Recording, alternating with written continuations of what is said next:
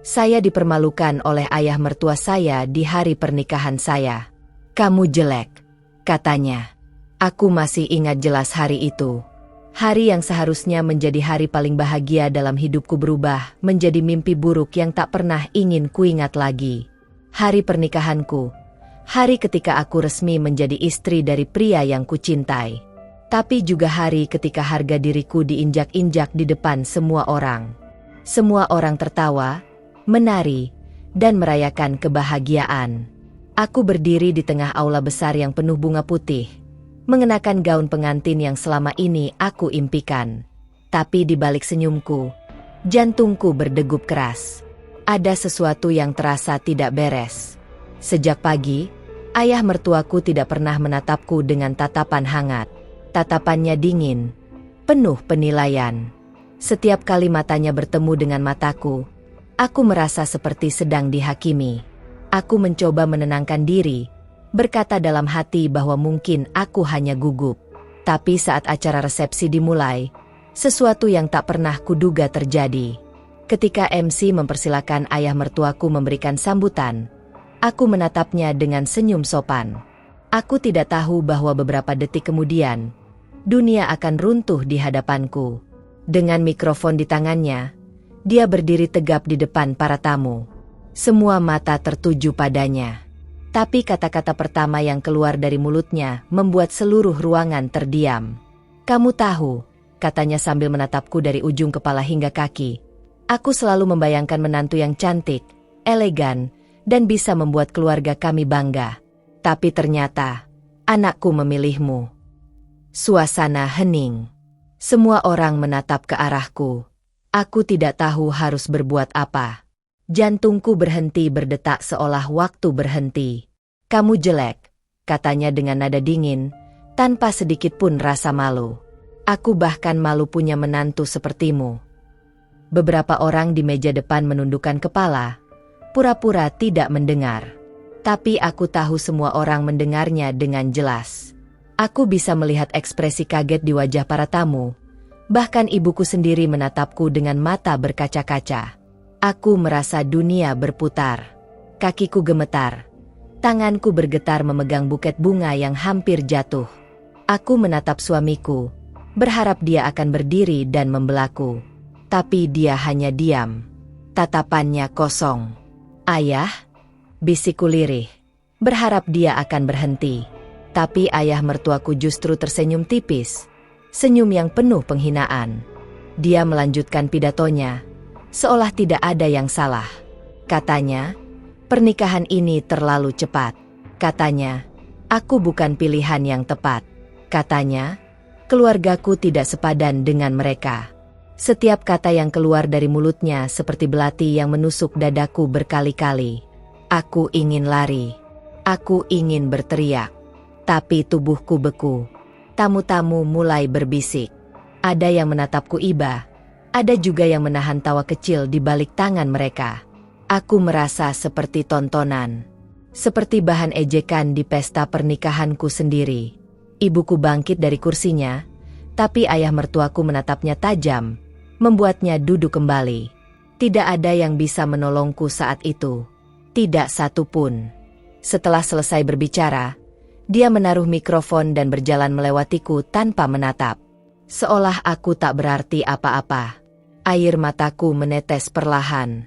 Tapi aku menahannya, karena aku tahu, jika aku menangis, mereka akan menganggapku lemah. Aku harus kuat. Setidaknya, itu yang kupikirkan waktu itu. Namun di dalam hatiku, aku hancur. Aku tidak tahu apakah aku masih bisa mencintai keluarga suamiku setelah ini. Aku bahkan mulai meragukan cintanya padaku. Ketika pesta usai, aku menatap suamiku lagi. Aku menunggu dia bicara, membela, atau sekadar menenangkanku. Tapi dia hanya berkata pelan, "Ayahku memang begitu. Jangan diambil hati." Kalimat itu, seperti garam di atas luka terbuka. Aku ingin berteriak padanya, ingin menanyakan kenapa dia tidak melakukan apa-apa. Tapi suaraku tertahan di tenggorokan.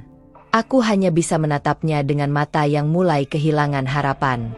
Malam itu, Ketika semua tamu telah pulang dan gedung menjadi sepi, aku duduk di ruang rias yang kosong. Gaun putihku kini kotor oleh air mata. Aku menatap bayanganku di cermin. Wajahku pucat, mataku sembab. Aku tidak lagi melihat seorang pengantin bahagia. Yang kulihat hanyalah seorang perempuan yang dihina, dipermalukan, dan dibiarkan sendirian. Suara pintu terbuka pelan. Aku menoleh. Ayah mertuaku berdiri di sana, dengan ekspresi dingin yang sama.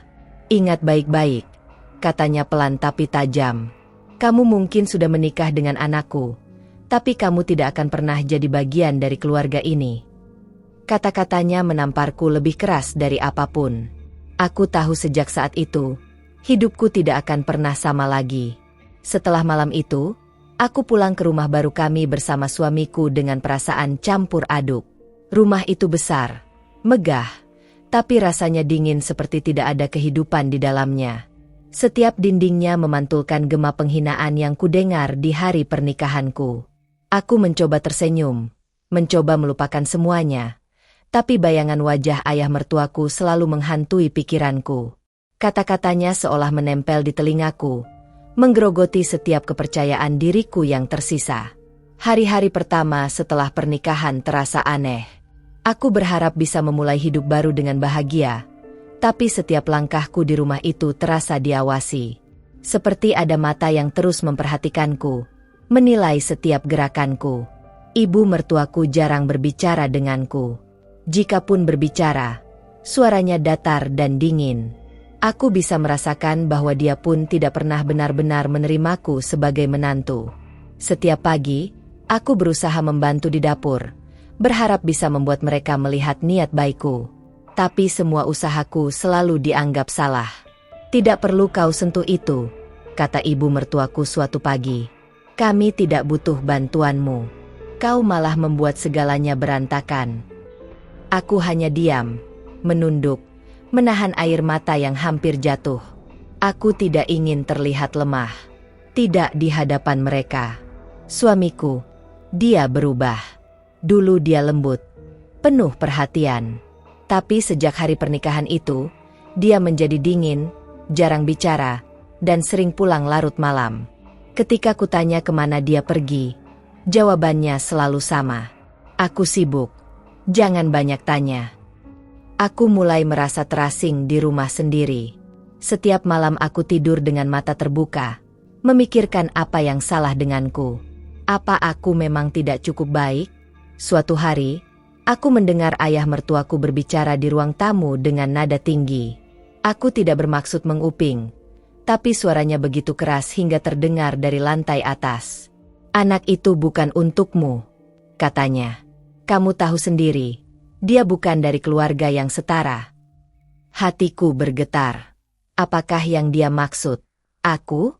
Aku turun perlahan, berdiri di balik dinding, mendengarkan sisa percakapan itu. Suamiku menjawab dengan nada frustrasi. "Aku mencintainya, Ayah. Tapi, mungkin Ayah benar." Kata-kata itu menusuk lebih dalam dari apapun. Aku berlari kembali ke kamar, menutup pintu, dan menangis tanpa suara. Hari demi hari, suasana di rumah semakin berat. Aku merasa seperti tamu yang tidak diinginkan. Tidak ada yang berbicara padaku kecuali ketika mereka ingin mengkritikku. Bahkan pelayan di rumah itu pun mulai menatapku dengan tatapan aneh, seolah mereka tahu sesuatu yang tidak ku ketahui. Suatu malam, aku mendengar langkah kaki di luar kamarku. Aku mengintip dari celah pintu. Ayah mertuaku berdiri di lorong, menatap pintu kamarku selama beberapa detik, lalu berjalan pergi tanpa suara. Aku tidak bisa tidur malam itu. Ada sesuatu yang menakutkan dalam tatapan itu, bukan hanya kebencian, tapi juga sesuatu yang lebih gelap. Keesokan paginya, aku menemukan bingkai fotoku dan suamiku di meja ruang tamu terjatuh dan kacanya pecah. Tidak ada yang tahu siapa yang melakukannya. Tapi aku tahu, itu bukan kebetulan. Ketika aku mencoba menanyakan hal itu kepada suamiku, dia hanya menjawab singkat, "Mungkin angin." Namun tidak ada angin malam itu. Semua pintu tertutup rapat. Beberapa minggu kemudian, Aku menemukan surat tua di salah satu laci di ruang kerja suamiku. Surat itu ditulis dengan tulisan tangan seorang perempuan. Isinya aneh, seperti peringatan. Jangan percaya apapun yang mereka katakan. Rumah ini menyimpan rahasia yang bisa menghancurkan siapapun yang tinggal di dalamnya. Tanganku bergetar saat membaca kalimat itu. Siapa yang menulisnya? Dan siapa yang dimaksud dengan mereka? Aku mencoba bertanya pada suamiku tentang surat itu, tapi dia langsung marah. Jangan pernah menyentuh barang-barangku tanpa izin, teriaknya sambil membanting pintu. Untuk pertama kalinya, aku merasa takut padanya. Bukan hanya karena suaranya, tapi karena sorot matanya yang asing, seperti bukan pria yang pernah kucintai. Malam itu aku tidak bisa berhenti memikirkan surat itu. Aku menyembunyikannya di bawah bantal, seolah itu adalah satu-satunya petunjuk yang bisa menyelamatkanku. Beberapa hari kemudian, aku bertemu dengan salah satu pelayan lama keluarga itu, seorang wanita tua bernama Wati. Dia menatapku dengan iba. "Nak," katanya pelan, "kau harus hati-hati. Keluarga ini tidak seperti yang kau pikirkan." Aku menatapnya bingung. Tapi sebelum aku sempat bertanya lebih jauh, dia pergi terburu-buru, seolah takut ada yang melihatnya berbicara padaku. Sejak hari itu, aku mulai memperhatikan hal-hal kecil yang aneh. Suamiku sering menerima telepon di tengah malam. Ibu mertuaku sering mengunci pintu kamarnya. Dan ayah mertuaku sering menghilang berjam-jam tanpa alasan. Aku mulai mencatat semuanya diam-diam. Bukan karena ingin tahu, tapi karena aku merasa hidupku dalam bahaya. Suatu sore, saat aku membersihkan ruang bawah tanah, aku menemukan sebuah kotak kayu tua di balik rak berdebu. Kotak itu terkunci. Tapi ada ukiran nama di atasnya, nama perempuan yang sama seperti di surat itu. Tanganku gemetar. Aku tahu, di dalam kotak itu mungkin ada kebenaran yang selama ini disembunyikan.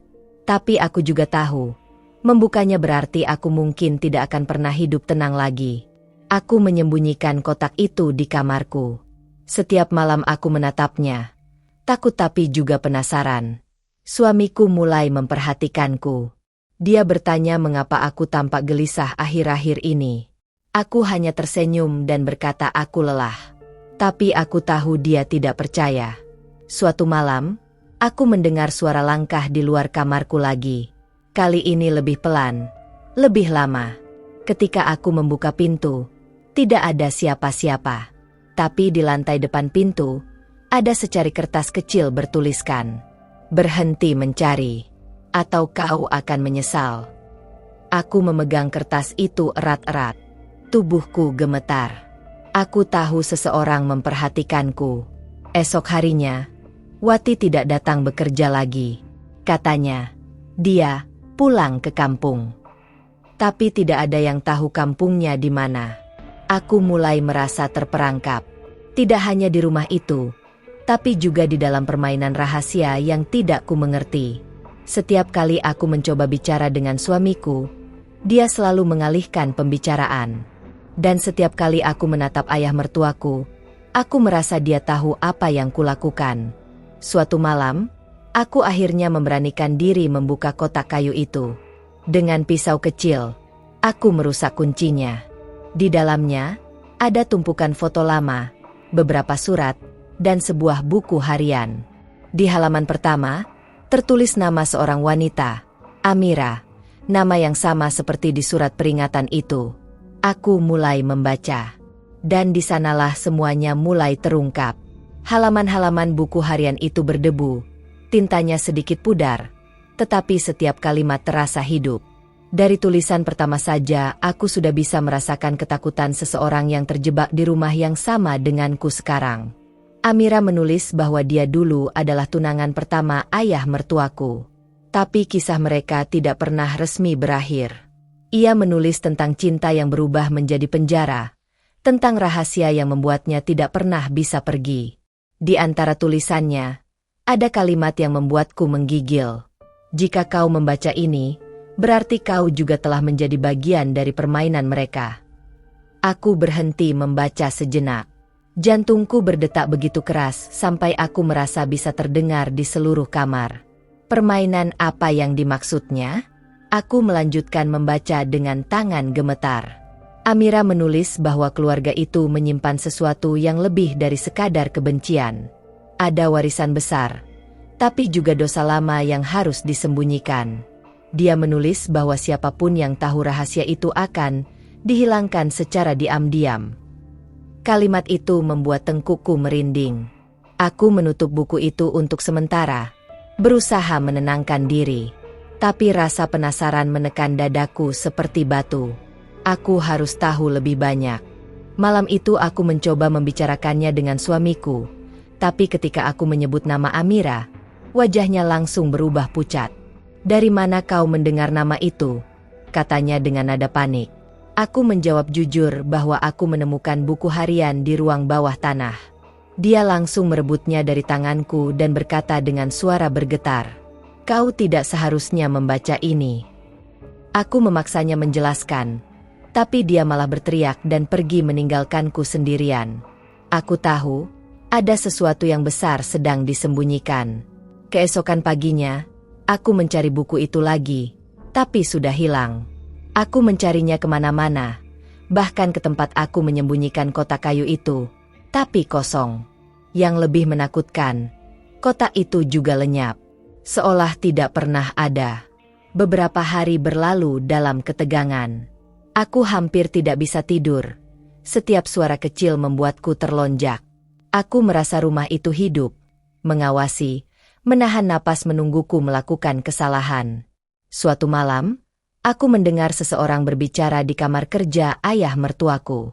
Suaranya rendah, tapi aku mengenalinya. Ia berbicara di telepon. Dia mulai tahu terlalu banyak, katanya. Kita harus bertindak sebelum semuanya terbongkar. Aku menahan napas di balik pintu. Aku tahu yang dia maksud adalah aku. Sejak malam itu, aku berhenti berjalan sendirian di rumah. Aku selalu mengunci kamar dari dalam, tapi bahkan suara kunci pun tidak memberiku rasa aman. Suamiku mulai menghindariku. Tatapannya kosong, seolah ada sesuatu yang menghantui pikirannya juga. Kadang-kadang dia menatapku lama tanpa bicara, lalu pergi begitu saja. Aku tidak tahu apakah dia takut padaku, atau takut aku akan menemukan kebenaran. Beberapa hari kemudian, aku menerima surat tanpa nama. Surat itu dimasukkan ke bawah pintu kamar kami. Isinya hanya satu kalimat. Amira tidak pernah pergi dari rumah ini. Tubuhku langsung membeku. Aku berlari keluar kamar, berteriak memanggil siapapun, tapi tidak ada jawaban. Rumah itu sunyi seperti makam. Aku mulai percaya bahwa Amira mungkin mati di rumah ini. Mungkin bukan karena kecelakaan. Mungkin seseorang membunuhnya. Setiap malam setelah itu, aku bermimpi buruk. Dalam mimpiku, ada perempuan bergaun putih berjalan di lorong, dengan wajah tertutup rambut panjang, memanggil namaku. Aku terbangun berkeringat dingin. Dan setiap kali aku bangun, aku mendengar suara langkah pelan di luar pintu, seperti seseorang sedang berdiri di sana, menunggu aku membuka. Aku mulai menulis catatan harian sendiri. Aku menulis semua yang kulihat, kudengar, dan kurasakan. Aku tidak tahu apakah aku bisa bertahan, tapi aku ingin meninggalkan jejak seperti yang Amira lakukan. Suatu hari, listrik di rumah padam. Gelap total. Aku menyalakan lilin dan berjalan pelan ke tangga. Di bawah, aku melihat siluet seseorang berdiri di ruang tamu. Aku memanggil suamiku, tapi tidak ada jawaban.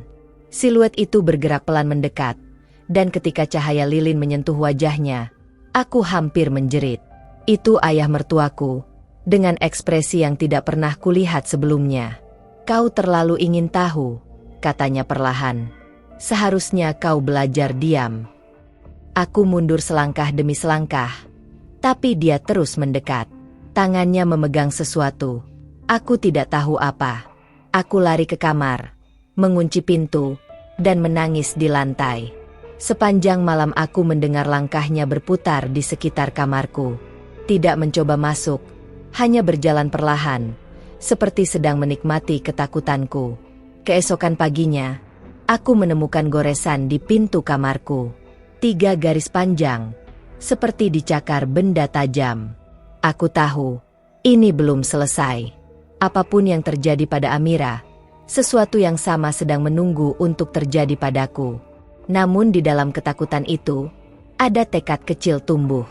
Aku tidak bisa terus diam. Jika keluarga ini menyimpan rahasia, aku harus mengungkapnya, meski itu berarti mempertaruhkan hidupku. Pagi itu aku memutuskan, cukup sudah. Aku tidak akan hidup dalam ketakutan lagi. Aku mengambil catatan harian yang kutulis selama ini dan memasukkannya ke dalam tas kecil. Aku tahu, jika sesuatu terjadi padaku, seseorang harus tahu kebenarannya. Aku menunggu sampai semua orang meninggalkan rumah. Ayah mertuaku pergi ke kantor, ibu mertua ke acara sosial, dan suamiku seperti biasa menghilang tanpa kabar. Saat itulah aku turun ke ruang bawah tanah lagi. Cahaya redup menyorot rak tua tempat aku pertama kali menemukan kotak kayu itu. Tapi kali ini, di balik papan lantai yang longgar, aku menemukan sesuatu yang lebih besar. Sebuah kotak logam berkarat. Aku membukanya dengan pisau dapur. Di dalamnya, ada tumpukan dokumen, foto-foto lama, dan sertifikat kepemilikan tanah. Tapi yang membuat napasku tercekat adalah foto terakhir. Foto ayah mertuaku berdiri di samping Amira, diambil di rumah yang sama, bertahun-tahun lalu. Wajah mereka tampak bahagia, tapi di balik senyum itu, mata Amira seperti memohon pertolongan. Di balik foto itu, ada surat dengan tulisan tangannya. Jika aku hilang, jangan percaya pada siapapun di rumah ini, bahkan tidak pada anaknya. Aku jatuh terduduk. Semuanya mulai masuk akal. Amira tidak pergi. Dia dibungkam. Dan mungkin suamiku tahu semuanya sejak awal. Suara langkah kaki tiba-tiba terdengar dari atas. Jantungku berhenti sejenak. Mereka pulang lebih cepat dari perkiraanku. Aku menutup kotak itu, tapi sudah terlambat. Ayah mertuaku berdiri di ujung tangga, menatapku dengan wajah tanpa ekspresi. "Kau menemukan sesuatu, ya?" katanya pelan. Aku tidak menjawab. Tanganku gemetar. Tapi aku berdiri tegak. Untuk pertama kalinya, aku tidak mau tunduk lagi. "Apa yang terjadi pada Amira?" tanyaku dengan suara serak. Dia tidak menjawab, hanya tersenyum dingin. Tapi di balik senyum itu, aku bisa melihat ketakutan kecil. Ketika orang yang menyembunyikan rahasia mulai takut, itu berarti kebenaran sudah terlalu dekat. Aku berlari ke ruang tamu, mengambil tas berisi catatan dan foto-foto itu. Dia mencoba menghentikanku, tapi aku berteriak sekeras yang aku bisa, cukup keras hingga para tetangga mendengar. Beberapa menit kemudian, pintu rumah diketuk keras. Suara orang-orang memanggil dari luar. Aku membuka pintu dan memperlihatkan semua bukti yang kutemukan. Aku tidak tahu siapa yang akan mempercayaiku, tapi aku tahu aku tidak sendirian lagi. Ayah mertuaku mencoba berbicara, tapi wajahnya berubah pucat saat melihat wartawan yang kebetulan lewat mulai memotret. Semua yang selama ini disembunyikan mulai terungkap di depan umum, di tempat yang paling ia takuti, cahaya. Suamiku datang belakangan. Panik. Aku hanya menatapnya dan berkata pelan, "Kau tahu semuanya, dan kau diam." Dia menunduk. Untuk pertama kalinya, dia tidak punya alasan. Beberapa hari kemudian, penyelidikan dimulai. Rumah itu tidak lagi menjadi tempat tinggal kami. Aku meninggalkannya dengan hati yang berantakan, tapi juga dengan napas lega untuk pertama kalinya setelah sekian lama.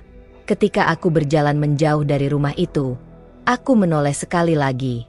Di jendela lantai atas, aku melihat bayangan perempuan bergaun putih, tersenyum samar, seolah berterima kasih karena akhirnya kebenarannya ditemukan. Aku tidak tahu apakah itu hanya bayanganku, tapi aku tersenyum balik. Hari itu aku sadar, Amira mungkin telah pergi, tapi suaranya hidup melalui keberanianku. Dan aku akhirnya bebas. Beberapa minggu setelah semuanya terbuka, aku masih sering terbangun di tengah malam. Bukan karena takut lagi, Tapi karena suara hujan yang menetes di atap mengingatkanku pada malam-malam penuh ketegangan di rumah itu. Aku sekarang tinggal di sebuah apartemen kecil di pinggir kota. Sederhana, tapi tenang. Tidak ada suara langkah di lorong. Tidak ada tatapan dingin di meja makan. Hanya keheningan yang akhirnya terasa menenangkan. Kadang aku masih menerima surat anonim, tidak berisi ancaman, hanya kalimat pendek seperti, "Kau berani," dan itu mengubah segalanya. Aku tidak tahu siapa yang mengirimkannya, tapi setiap kali membacanya, aku merasa tidak sendirian. Suamiku belum pernah menghubungiku lagi. Aku mendengar dia pindah ke luar negeri bersama ibunya. Aku tidak merasa dendam, hanya sedih karena cinta yang dulu tulus berubah menjadi luka. Nama keluarga mereka sekarang sering muncul di berita. Skandal, penyelidikan, dan pengakuan yang mengguncang. Setiap kali membaca, aku hanya bisa menghela napas. Kadang kebenaran datang terlambat, tapi tetap datang. Aku masih menyimpan salinan surat Amira di dalam buku harianku. Setiap kali aku membukanya, aku berjanji dalam hati untuk tidak pernah lagi membiarkan seseorang membungkam kebenaran. Malam itu, aku menyalakan lilin dan meletakkannya di jendela. Lilin kecil itu untuk Amira, dan untuk semua perempuan yang pernah dipaksa diam oleh keluarga yang seharusnya melindungi mereka. Aku menatap nyala api itu lama-lama, sampai terasa hangat di wajahku. Untuk pertama kalinya, aku tidak merasa takut terhadap masa lalu. Aku hanya merasa damai. Ketika lilin itu hampir padam, aku mendengar bisikan lembut di telingaku, suara yang samar, tapi penuh kedamaian. "Terima kasih." Aku tersenyum. Dan malam itu, aku tahu, akhirnya kami berdua bebas. Terima kasih telah mendengarkan kisah ini sampai akhir. Jika cerita ini menyentuh hati atau membuat Anda merasakan setiap emosi yang ada di dalamnya, jangan lupa untuk menyukai, like, dan meninggalkan komentar tentang apa yang Anda rasakan. Dukungan Anda sangat berarti. Dan yang paling penting, bergabunglah dengan keluarga kami dengan menekan tombol subscribe dan mengaktifkan lonceng notifikasi, agar Anda tidak ketinggalan kisah-kisah penuh makna dan keteguhan hati lainnya. Setiap klik dari Anda membantu suara-suara yang selama ini dibungkam akhirnya terdengar.